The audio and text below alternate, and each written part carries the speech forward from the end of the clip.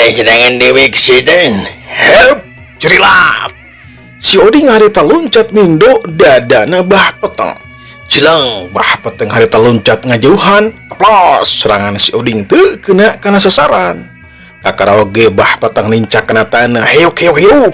Aya serangan ti si Burna menikeun ka merakpek. Bah peteng nakisan serangan si Burna keduk das.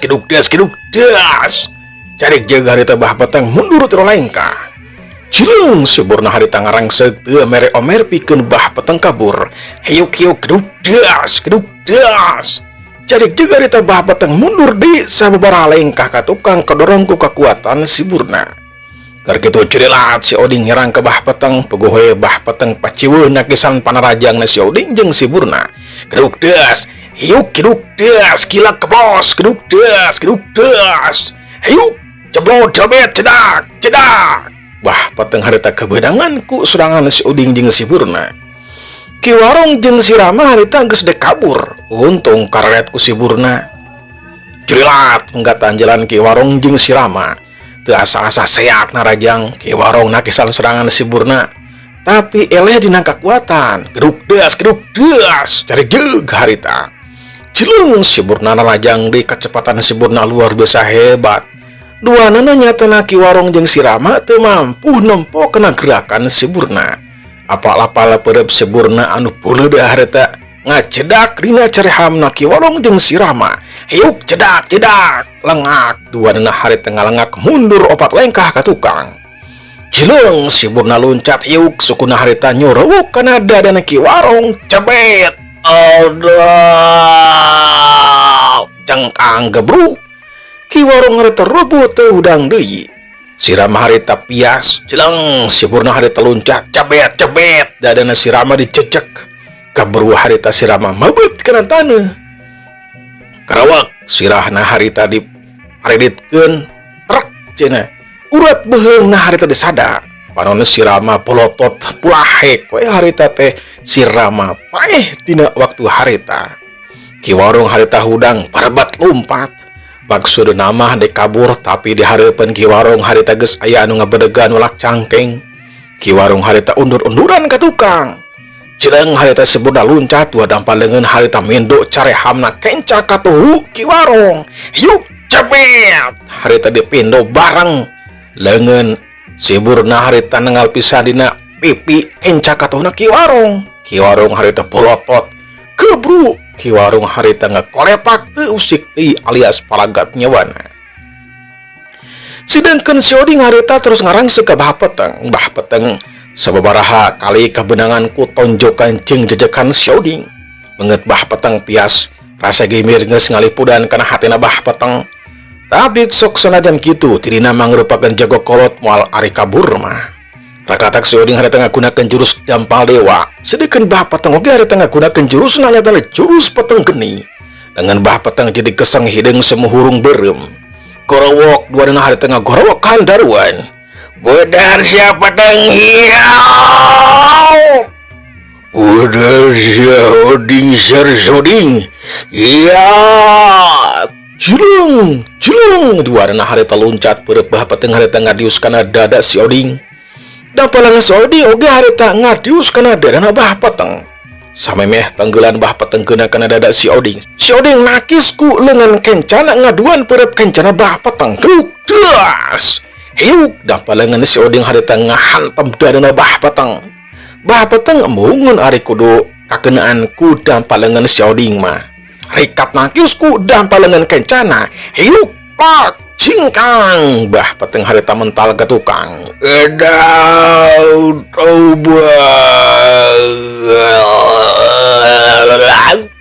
koreang gedebut. Bah peteng harita mebet kena taneuh korejat bah peteng hudang dimancukeun di tangtuhanana. Curilat si Oding harita ngablesat. Hiuk dampalan ka tuhuna harita ngahiuk bang baraan kana dadana bah peteng. Bah peteng di waktu harita mata bisa ngapendung lantaran gerakan si Oding kacedak cepetna. Hiuk ceblot. Kedabut gebruk bah peteng harita rubuh nang karak bengkang. Dada nang ngebul kaciri dampal leungeun si Oding beureum semu hideung dina dada bah peteng. Kerajat pulahek bah peteng palastra dina pada harita. Si Oding harita narik napas panjang geus hasil ngelehkeun bah peteng. Jurilat harita si Burna nyamperkeun calik pancuh deketeun si Oding. Si Oding harita ngaret ka murida bah peteng anu keur dariuk berjeng hok cai molohok berjeng ngacai. Ya dieu euy, ka dieu cek si Oding harita. Sakabeh murina bah peteng harita cicing we teu aya anu gerak ngajeng cenah we ciga arca kasima ciga nama ku si Oding. Kalang ngaulang. Ontong ngaulang atuh saya tekeren. Selalu harita teh si Oding ngadeukeutan ka murida bah peteng. Imimiti ayeuna dewek anu jadi pamimpin ieu paguron. Jadi sia kabehan ulah macem-macem komo mun kabur. Tang tu nyawa sia anu jadi taruhanana. Aranjeun kabeh kudu turut tumut ka dewek. Kumaha ngerti? Kabehanana harita merongkut bari jeung ngadeg-deg. Aya oge anu base calanana lantaran saking kusieun ku si Oding. Pok harita saurang ngawanikeun maneh harita teh cumarita. Mohon mangga Kang. Abis sasadaya secara turut tumut ka Kang. Dewek percaya. Jeung piceun layon si peteng jeung anu sajena. Buru. Teleleda. Ulantaran sieun beratak kabehanana harita lompat muru kana layon bah peteng jeung anu sajena. Ragayang digotong terus dipikeun kana tempat nawe dageus aya tempat pembuangan jalma anu ngabantah ka bah peteng baheula. Ayeuna eta tempat teh dipake layon bah peteng jeung murid-muridna. Kalawang dibabetkeun gebru-gebru kabehanana silih tindih teu beda we saperti ngalungkeun lauk. Sanggeus kitu mah balik di kapaguron. Anu pangwarina anu katelah idam seleleu nyamperkeun ka si Oding jeung si Burna sejak laporan bakuda nama. Sadaya layon parantos dipikeun Kang. Saderasna tugas abdi naon deui Kang? Mangga sanggamkeun Kang. Abdi siap ngajalankeunna. Si Oding harita neuteup ka si Idam. Saha ari ngaran sia? Nami abdi Idam Kang. Ayeuna siapkeun dahareun anu ngareunah Jung Enit laksanakeun parintah dewek. Nuhun siap Kang. Si Idam terus ngaleos sejanya diakeun kadaharan anu ngareunah sesuai jeung kahayangna si Oding. Si Idam harita ngabagi tugas jeung babaturanana sangkan masak. Kabehanana harita paciweuh hayang katempo gawe lantaran sideun ku si Oding jeung si Burna anu elmuna luar biasa hebat. Bangsa alam harita teh geus asup waktu asar, panon-poe harita geus nyending hulun malahan mah kahalangan ku gunung. Surama anu karecet jeung pada baturna surat tonggerat sarua harita teh meunikeun ka gandeng metak kelar jeung metak waas. Teu kacaturkeun lilana popola, beres we harita teh. Dahareun harita ngabarak dina meja, beuleum hayam, beuleum lauk, samal weh meunikeun ka medok. Calebak we si Oding jeung si Burna dalhar ponyokna keranan. Sedangkan si Idam dalaharna teh jeung babaturanana di buruan paguruan ngabarak. Nya ti saprakna harita si Oding jeung si Burna cicing di dinya di paguruan Iblis Peteng. Kulantaran ngaran paguruan eta mah hasil bah peteng atawa menang bah peteng, si Oding harita ngarobah ngaran paguruan jadi paguruan Arit Iblis.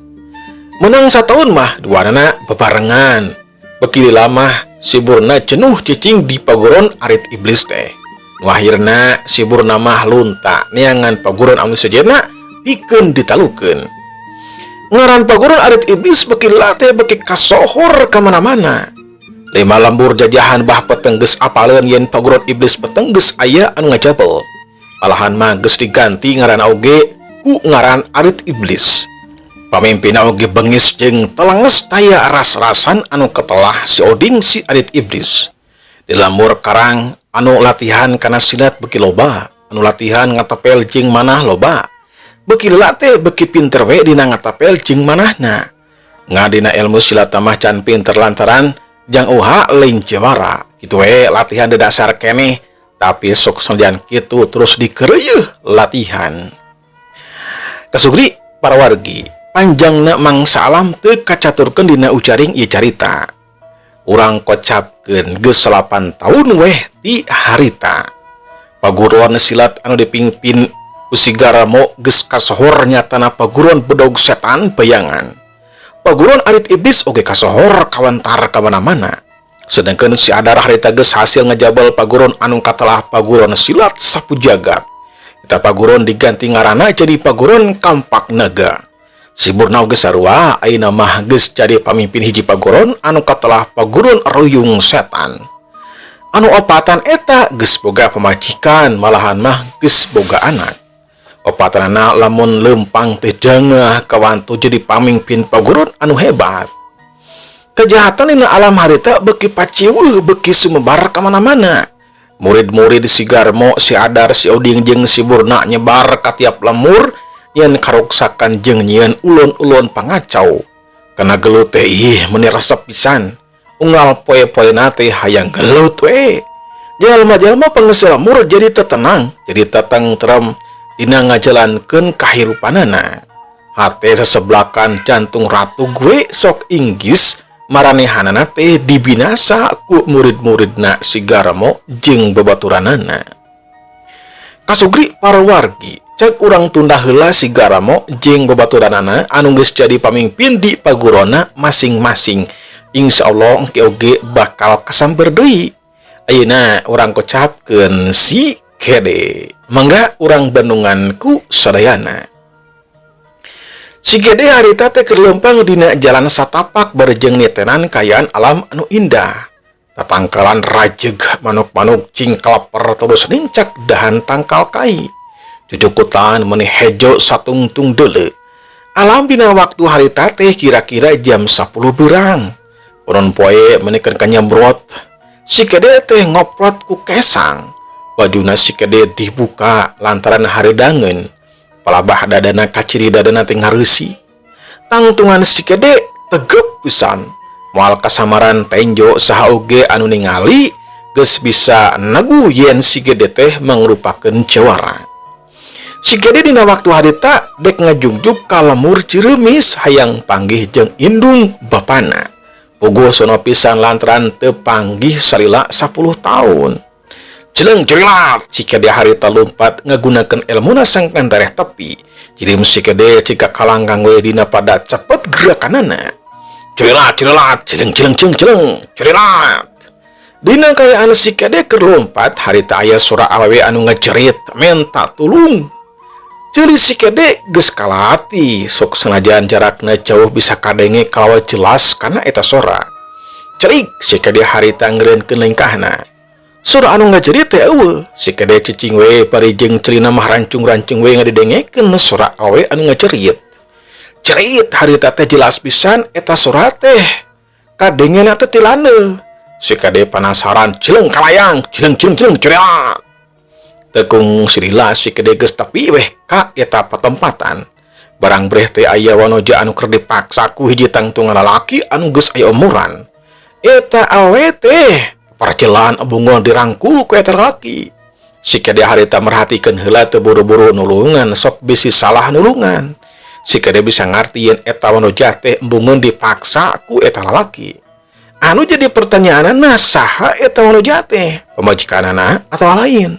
Di dieu si Gede teu bisa mastikeun saha eta awe anu sabenerna. Dina kayaan kitu si Gede ras inget kana kejadian dina waktu balap lompat jeung si Belang. Harita aya awewe jeung lalaki anu bisa robah jadi oray. Dumasar kenal eta si Gede jadi boga kacurigaan kadinya. Ejun iwe dong dipaksa dulur kapan embungin karunya dulur lepaskeun karunya. Cek si Gede harita lalaki anu maksa teh harita teh langsung ngaredet ka si Gede anu aya di luhureun tangkal kai. Paroman jadi robah banget beureum panu belotot ngarasa diganggu ku kadatangan si Gede.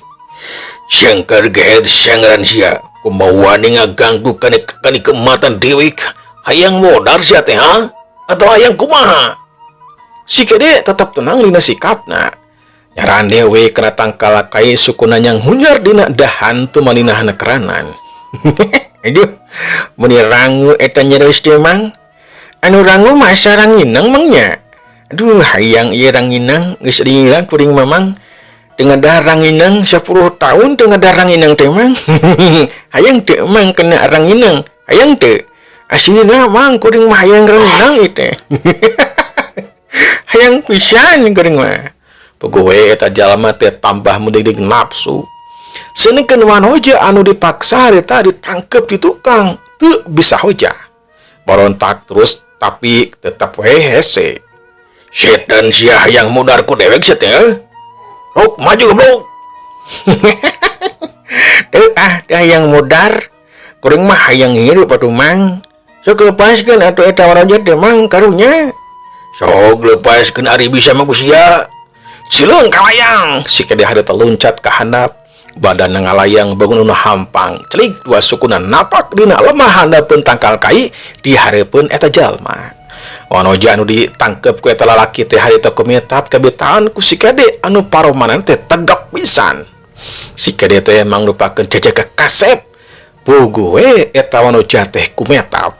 Lalaki anu nangkep ka eta wanoja teh harita ngalesotkeun cekelanana terus maju terlengkah.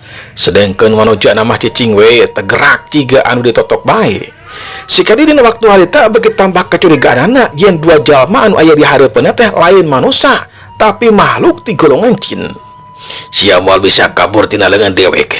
Iya, culung eta lalaki teh nyerang ka si kede leungeun katuna harita ngayuk kana dada si kede. Cebet geuna pisan gubrag si kede harita rubuh.